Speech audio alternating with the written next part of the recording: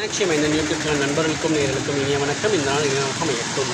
நம்மளுடைய சேனல் நிறைய ஆன்மீக பதிவுகள் பார்த்துருக்கோம். அந்த அடிப்படையில் நம்ம பார்க்கக்கூடிய பதிவுகள் நவராத்திரி கலைவிழா. இந்த நவராத்திரி கலைவிழாவில் 5ஆம் நாள் திருவிழாவில் இருக்காங்க. 5ஆம் நாள் திருவிழாவில் அம்பிகை இன்றைக்கி நமக்கு தவசு கோலத்தில் காட்சி தராங்க. அது என்ன தவசு கோலம், அதை தரிசனம் பண்ணால் நமக்கு கிடைக்கக்கூடிய பயன்கள்லாம் என்னென்னு பார்க்கலாம். வாங்க வீடியோக்குள்ளே போகலாம்.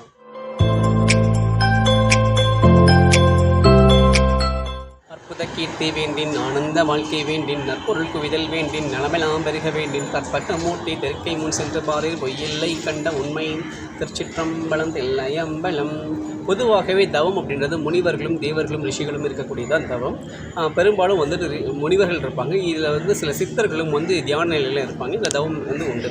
இது போக அம்பிகையை பார்த்திங்கன்னா சில குறிப்பிட்ட தலங்களில் தவம் இருப்பாங்க. மயிலாப்பூரில், சங்கரன் கோவிலில், இந்த மாதிரி குறிப்பிட்ட தலங்களில் தவம் இருந்து அதுக்கான அவங்களுக்கான அந்த தலத்துக்கான வரலாறுக்காக தவம் இருந்ததாக ஒரு வரலாறும் உண்டு.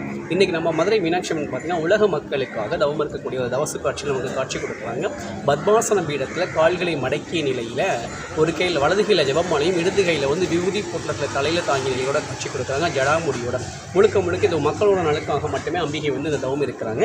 இதில் அம்பிகை தரிசனம் பண்ணும்போது நமக்கு மன வலிமை கிடைக்கும். இது போக பார்த்திங்கன்னா மனதில் ஒரு அதீதமான ஒரு நம்பிக்கை ஏற்படும். பொதுவாகவே சித்தர்களையும் முனிவர்களையும் தவத்தில் இருக்கக்கூடிய ஒரு தெய்வங்களை தரிசனம் பண்ணும்போது நம்ம மனக்குழப்பங்கள் தீரக்கூடிய தன்மை அந்த கோலம் நமக்கு தரும்.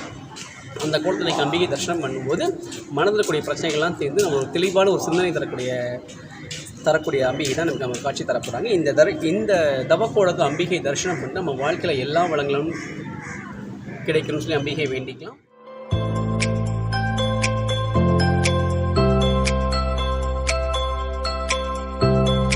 மீனாட்சி மைந்தன் யூடியூப் சேனல் சப்ஸ்கிரைப் பண்ணிக்கோங்க, லைக் பண்ணுங்கள், கமெண்ட் பண்ணுங்கள், ஷேர் பண்ணுங்கள். மறக்காமல் பக்கத்தில் பெல் ஐக்கனை கிளிக் பண்ணிக்கோங்க. நன்றி, வணக்கம்.